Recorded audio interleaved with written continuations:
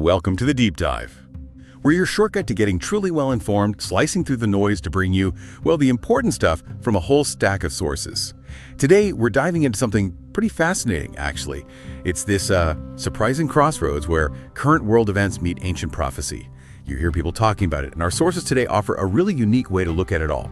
We're going to explore what former U.S. President Trump has been doing and saying lately about Middle East peace, and crucially, how those actions are being seen through this very specific, very old lens of biblical prophecy. So, our mission today: take you through these sources, break down the complex politics, the ancient texts, make it all understandable, intriguing even, help you get a real handle on this surprising connection. Okay, let's unpack this. Yeah, and what's really compelling, I think, is how the source material we're looking at, it's called Excerpts from Trump's Peace and Ezekiel's Prophecy, how it weaves together really recent political moves with some pretty deep theological ideas. Quite a statement, isn't it? Bringing together today's headlines and scriptures from millennia ago, our goal, like always, to really dig into what these sources are saying and, why it matters to people who track both global politics and these prophetic interpretations. We're not here to say one view is right or wrong. We're just laying out the analysis as presented in the material, helping you understand the perspectives. Exactly. And our deep dive kicks off right in the middle of some pretty headline-grabbing stuff. Mm-hmm. It shows a remarkably direct and fast diplomatic style. So according to these sources, what is the latest on Trump's involvement in Middle East peace? Seems like he's making some big moves quickly. Oh, absolutely. The source jumps right in with a series of swift and, frankly, kind of audacious diplomatic actions. First off, there's Trump's very clear call for Hamas to agree to Israel's proposed ceasefire terms in Gaza. Now, this isn't framed as just a suggestion. It's presented as a direct, forceful push into the conflict, telling one of the main non-state groups, basically, to accept the terms. The implied urgency is huge, needing to resolve the immediate crisis in Gaza. But what's just as striking, happening almost at the same time, is the report that nuclear talks between the U.S. and Iran are set to resume next week. And that's a big deal because it's the first time they'd be talking since those recent airstrikes. It signals maybe a willingness to re-engage diplomatically with Iran, a country that's historically been, an adversary, especially on the nuclear issue.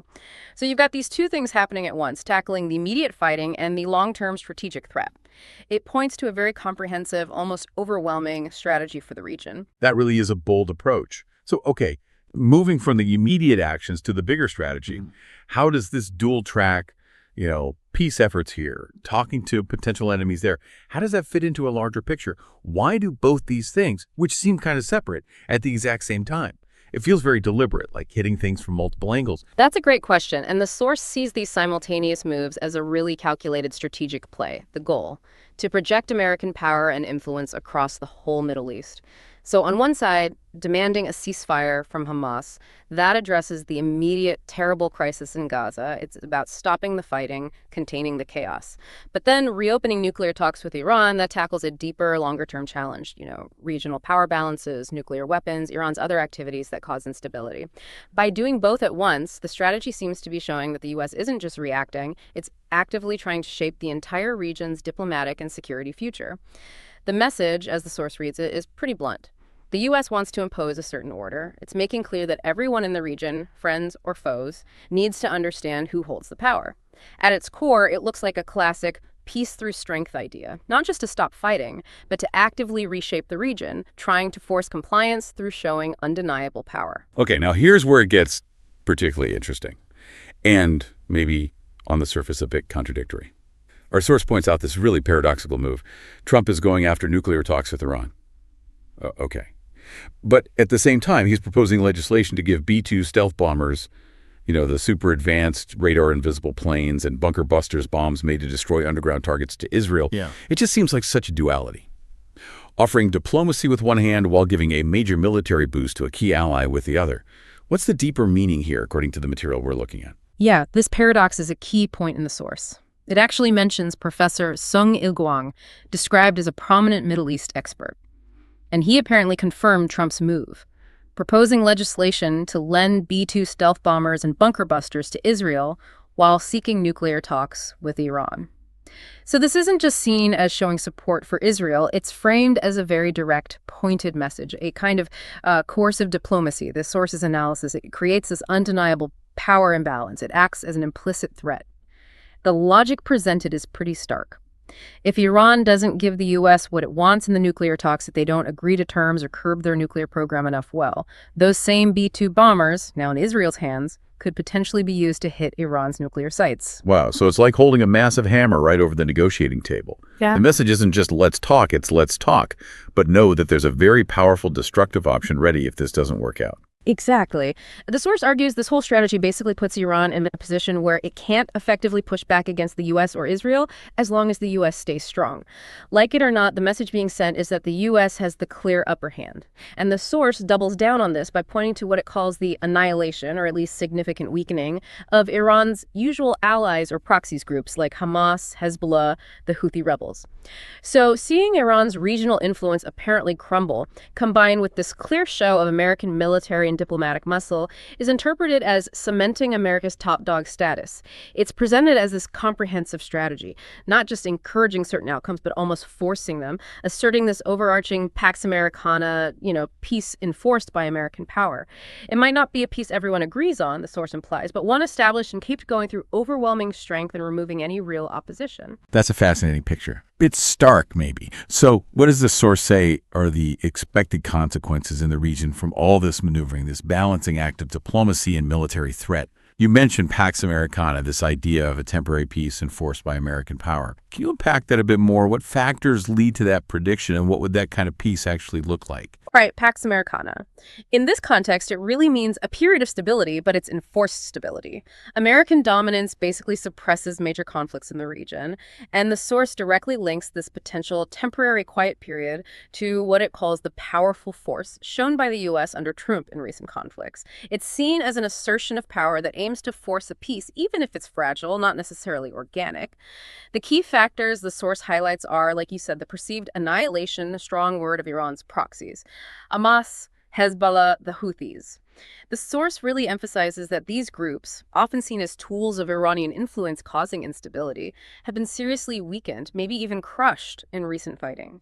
So seeing these groups, historically enemies of Israel, weakened, plus the U.S. showing its military and diplomatic resolve very clearly, like with the B-2 bomber legislation that's seen as cementing America's dominant role, the implication is pretty profound. This show of strength has created a situation where other countries in the region feel compelled to accept a period of peace. Not necessarily because they suddenly want peace or had a change of heart, but because of the overwhelming, undeniable power of the United States.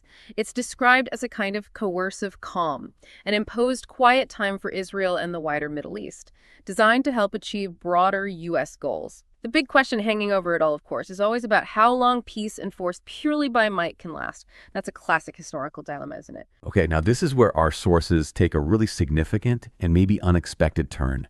They start bridging these very current, complex geopolitical moves with ancient biblical prophecy. Specifically, the focus shifts to the book of Ezekiel, chapter 38, verse 8.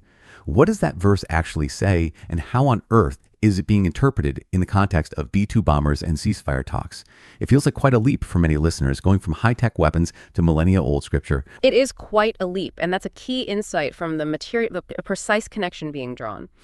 Now, Ezekiel 38:8 is a bit long, but the core part says that in the latter years, Israel, after its people have been gathered back from many nations to a land that was once wasted but is now restored, will live in security, all of them, unquote. The source interprets this prophecy as, quote, historically and literally unfolding right now. The implication is that Trump's actions, which are presented in the source as bringing about this period of relative peace and security for Israel, this Pax Americana we discussed, are seen as directly fulfilling the conditions described in that ancient text. It's not just seen as a vague similarity. The source is arguing that this current state of security is actually a necessary setup, paving the way for other major prophetic events it talks about. For those who view world events through this specific prophetic lens, it's a powerful argument. It suggests the pieces are falling into place for something much, much bigger. But the interpretation doesn't stop with peace, right? That's a critical point. The source brings in someone named James Caddis, described as an Arab American pastor, and he, along with the author of the source material we're discussing, argues that this Trump-led peace isn't the end game. Instead, it's just a prelude, a setup for something catastrophic, the war of Gog and Magog. How did they get to that conclusion? It seems so paradoxical that peace itself would lead to such a massive war. It sounds completely counterintuitive. Well, this perspective really highlights a critical and, almost chilling aspect of how some people interpret prophecy. The idea that a time of apparent peace can actually be the trigger for a huge, devastating war. The source even mentions a video by Caddis apparently titled, "Israel's ceasefire is moving towards Ezekiel's peace." So both Caddis and the source's author seem to share this view. The peace Trump brings, specifically the security mentioned back in Ezekiel 38.8, is believed to be the very thing that ultimately sets off the Gog and Magog war, which is detailed in Ezekiel chapters 38 and 39. So why would peace spark war? The argument, drawing from the prophetic texts themselves, seems to be twofold. Maybe a period of security makes Israel look complacent, like an unwalled, easy target for enemies. Or perhaps seeing a seemingly undefended, prosperous Israel living in peace actually provokes aggression from powerful outside nations mentioned in the prophecy. So in this view, the peace isn't a final resolution at all. It's a necessary condition. It makes the later prophesied events possible, maybe even inevitable, by creating this window of perceived vulnerability, or just the right moment for that prophesied invasion. It's the calm before the storm, essentially. And this interpretation doesn't just stay in the Middle East, does it? The source suggests that Trump's potential global peace efforts, things like trying to end the war in Ukraine or set up a peace deal on the Korean Peninsula, are also somehow tied into these big end-time events. What's the significance of taking this prophetic view and applying it globally? That really broadens the scope from regional conflict to something, well, world-encompassing. Yeah, connecting it to the bigger picture, it's really about seeing this comprehensive, interconnected story unfolding across the globe, all lining up with a specific prophetic timeline. The source is explicit. Trump's efforts towards world peace, naming the Ukraine war and Korean peace specifically, are seen as closely linked to end-time events. And the source identifies those events as the Rapture and the Gog and Magog war. So this suggests the perceived peace in the Middle East isn't just happening in isolation. It's part of a much larger global peace movement that is itself prophesied to come before these ultimate events. Why expand it globally? Well, it creates this sense of all-encompassing fulfillment. It suggests these aren't just random coincidences or separate political shifts. Instead, they're seen as deliberate, maybe even divinely guided moves on a huge cosmic chessboard, all leading to a predicted outcome. Then the source adds this really profound, almost urgent warning. If this whole grand prediction turns out to be true, then our time on this earth as we understand it might be, quote, shorter than expected. That definitely carries a heavy sense of urgency, doesn't it? A call to pay close attention, suggesting global events are speeding up towards a foretold conclusion. It's a powerful narrative that encourages looking beyond just the daily news. Okay, to really understand the prophecy they keep mentioning, we probably need to look a bit closer at Ezekiel 38 itself, specifically verses 1 through 9.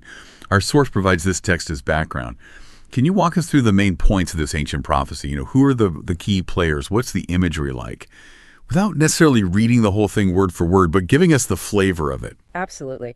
Ezekiel 38, those first 9 verses, they paint a really dramatic and detailed picture of a future invasion. It's quite vivid. Essentially, the prophecy starts with God speaking directly to Ezekiel. He tells him to turn toward Gog of the land of Magog, the chief prince of Meshech and Tubal. So this figure, Gog, is set up as a leader of this huge invasion force coming from the north. And the imagery God uses is really striking. He says he'll put hooks in Gog's jaws and drag him out with his entire army. It's this powerful metaphor suggesting divine compulsion, like God is forcing this mobilization, whether Gog wants it or not. The army itself is described in great detail. Horses and horsemen, all of them clothed in full armor, a great company with buckler and shield, all of them handling swords. It gives you this image of just overwhelming military power, a massive, terrifying force. Then the prophecy lists specific nations allied with Gog, and this is really crucial for how the source interprets it today. Persia, which is modern Iran, Kush, often linked to Sudan or Ethiopia, and Put probably Libya or that region. Then it mentions Gomer, maybe parts of Turkey or even further north, and Beth Togarmah, also often associated with parts of Turkey or Armenia. These specific nations, plus generally many peoples with them, are all gathered for this huge assault. And the target, Israel. The way they attack is described chillingly. You will advance like a storm. You will come like a cloud to cover the land. You and all your hordes and many peoples with you. This imagery just hammers home the sheer scale and the sudden, overwhelming nature of this invasion. What's also fascinating, connecting back to our earlier point, is when this happens in the prophecy. It specifically targets a people who are living securely after they've been gathered back from the nations and are living safely in a land that used to be desolate. So it reinforces that idea we discussed. Peace is the setup. It's a detailed blueprint for an end times conflict that the source believes is starting to take shape now. Incredibly vivid, yes.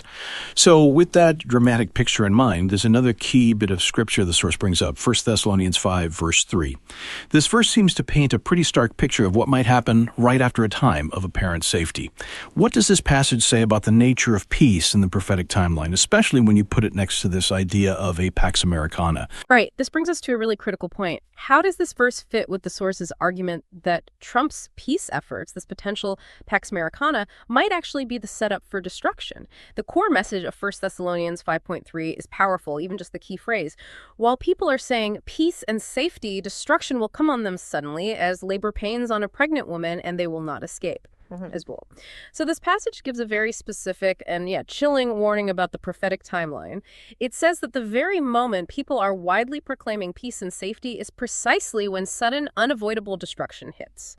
It implies this false sense of security, a deceptive calm that blinds people to the disaster that's about to happen. The connection the source makes seems quite direct. That very peace and safety mentioned in Thessalonians, that could be the temporary Pax Americana that Trump is seen as bringing to the Middle East, maybe even globally. And if that's the case, it makes the future events, the Gog and Magog war, the other end-time events, mentioned even more shocking and devastating because they arrive when people feel secure and least expect them. It's a strong warning about the potentially deceptive nature of this specific prophesied peace. The message seems to be careful when the world shouts peace and safety. True peace is more than just no fighting. And when that cry goes up without real underlying security, it might actually be a sign of imminent danger. It's a call to look beneath the surface. Okay, and finally, the source includes a passage from Romans chapter 13, verses 11 through 14. This seems to shift the focus quite dramatically. We go from these huge geopolitical events and global prophecies to a really personal call. It's about preparedness, about how to live amidst all this talk of world events, ancient texts, the urgency. What's the essential takeaway here for us, for the listener? Yeah, this section is a definite pivot. It moves from the external, the geopolitics and prophecy, to the internal, personal, spiritual, moral readiness. The source seems to use these verses from Romans to stress a kind of moral imperative, a call to live a certain way, especially in light of these perceived end-time signs. The core message of Romans 13.1 of 14, boiled down, is something like this. You understand the present time. The hour has already come for you to wake up from your slumber, because our salvation is nearer now than when we first believed. The night is nearly over. The day is almost here. So let us put aside the deeds of darkness and put on the armor of light. Let us behave decently as in the daytime, not in carousing and drunkenness, not in sexual immorality and debauchery, not in dissension and jealousy. Rather, clothe yourselves with the Lord Jesus Christ and do not think about how to gratify the desires of the flesh. End quote. So the essential takeaway, it's this profound call for urgency and for living righteously, but framed, I think, with a deep sense of compassion, too. Given how near these prophetic events are perceived to be, the idea that time might be shorter than expected, the source uses these verses to really emphasize a moral call to action, a specific way to live. It's about being awake, aware, prepared, not just in terms of world events, but spiritually, morally. Waking from sleep isn't literal sleep. It's about shaking off spiritual apathy, being aware of the deep meaning behind these global events. The message encourages people to actively cast off the works of darkness, things linked to vice, immorality, conflict, selfish desires, and instead the call is to put on the armor of light. That signifies living with integrity, purity, peace, basically, a life that reflects goodness and spiritual readiness. It's a call to actively live out these values now, rather than being caught unprepared by events, or maybe worse, by your own lack of readiness. It really encourages you, the listener, to think critically about how you live your life in light of these profound interpretations and the urgency they suggest. It suggests that personal change, aligning your life with these principles, is just as important as understanding the global prophecies. It offers a path for individual response amidst these huge unfolding world events. Wow. We have really taken a comprehensive deep dive today. We've explored how current geopolitical events are being connected to these millennia-old prophecies in a way that weaves together a really profound and, well, urgent story.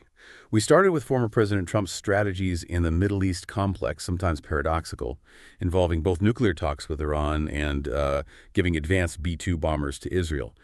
Then we saw how these actions get interpreted through Ezekiel 38.8 as maybe bringing about a temporary Pax Americana, this period of enforced peace and security for Israel. But as we heard from figures like James Caddis and the source's author, this peace isn't seen as the end goal. Instead, it's viewed as a chilling setup for the massive Gog and Magog war. And that interpretation stretches globally, linking Trump's potential wider peace efforts in places like Ukraine and Korea to these big end-time events.